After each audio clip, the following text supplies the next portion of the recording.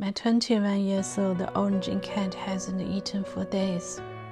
After a full day of fasting, I took him to the vet. The doctor said there was no point trying to save him anymore. And 21 years old and only 4 pounds, his little body couldn't handle any treatment. His heart had aged, and fluid was building up in his chest.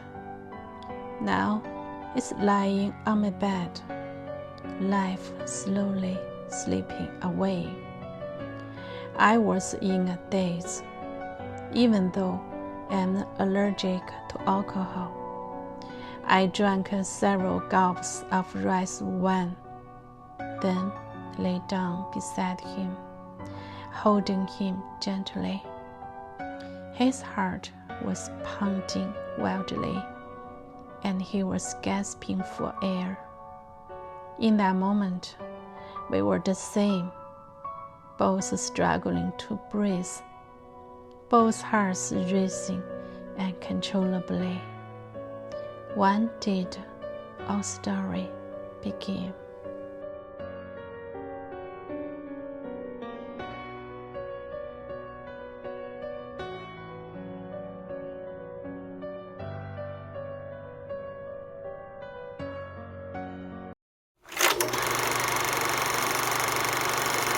It started more than 20 years ago. Then I just got married and rented a small apartment.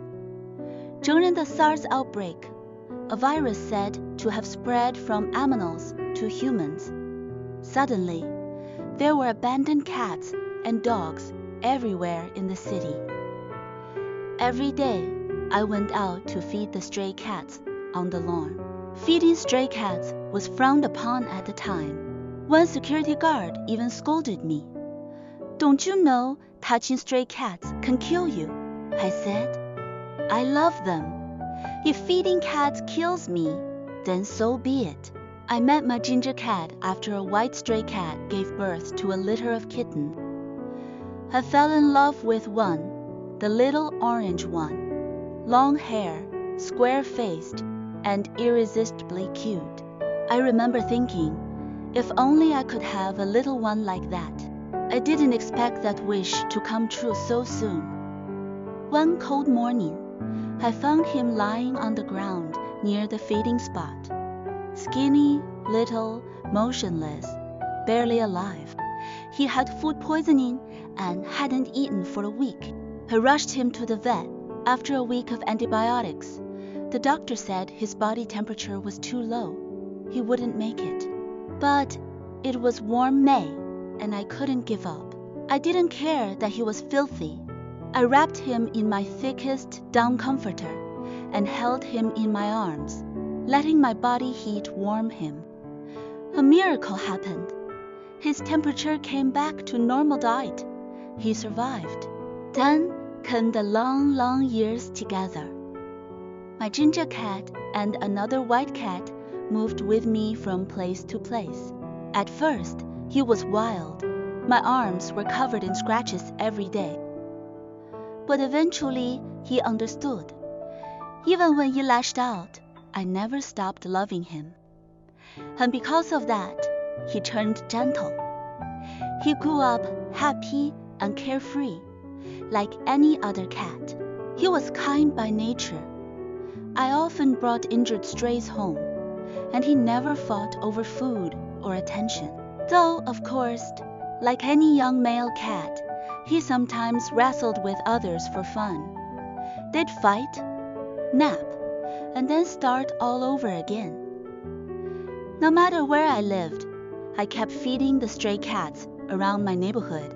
After my child was born, I had less time for my ginger cat.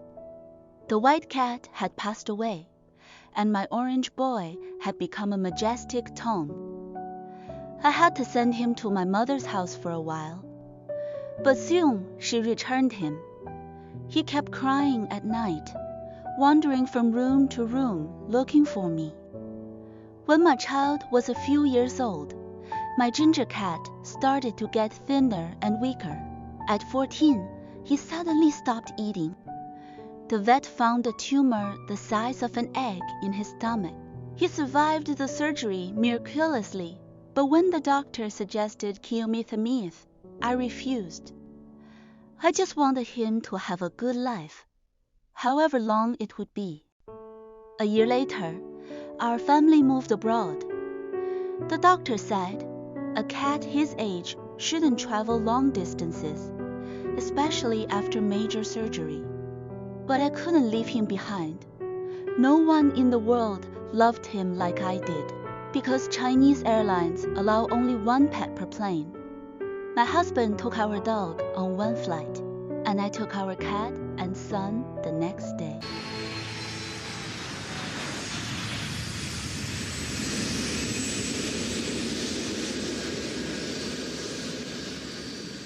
When we arrived in Canada, everything was new. The dog adapted quickly. Daily walks and play made him happy. But my ginger cat struggled. He barely ate or slept. For a week, it seemed he was homesick. He'd sit quietly, staring into space, or cry in a low, mournful tone. Then he discovered our small backyard.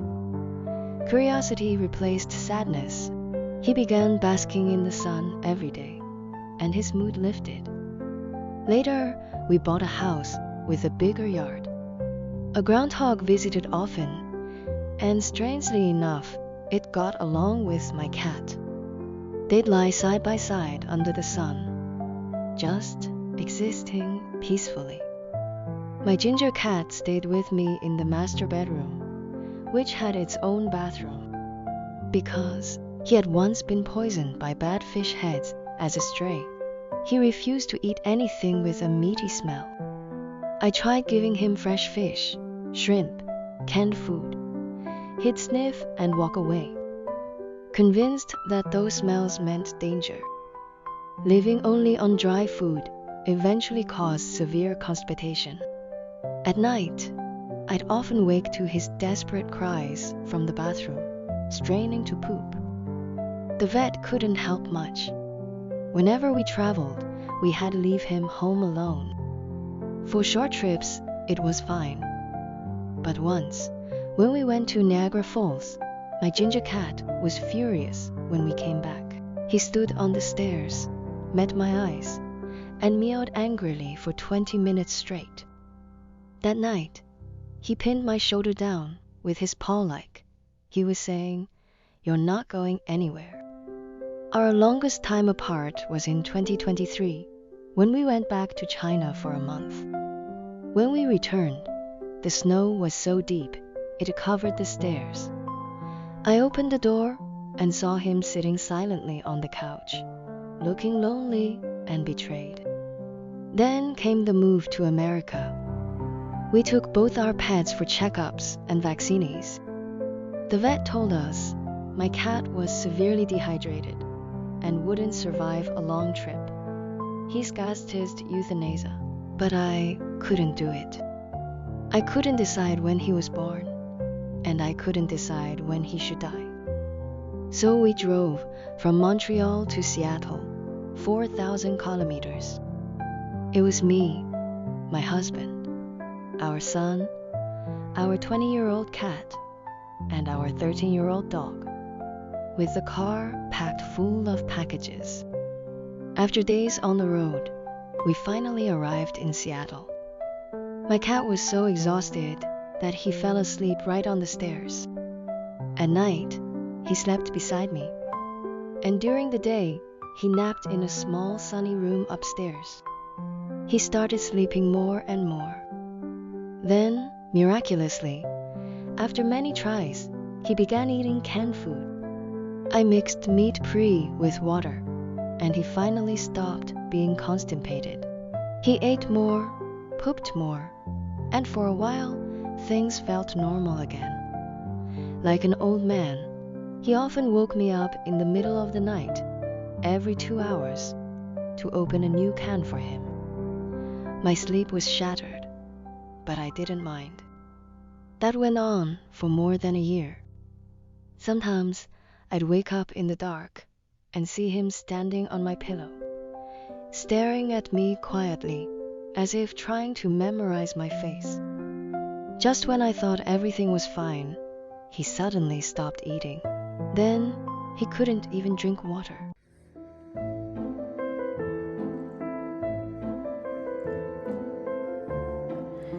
I realized then how much I'd taken him for granted. After so many years, I couldn't imagine life without him. Even as he was fading before my eyes, I thought somehow he would live forever.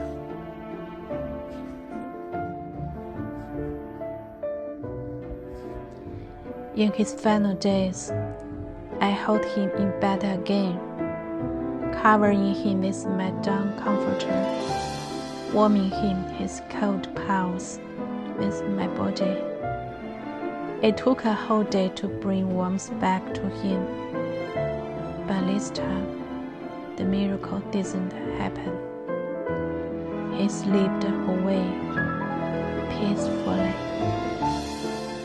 Even now, when I close my eyes, I can still feel his tiny heartbeat against my chest.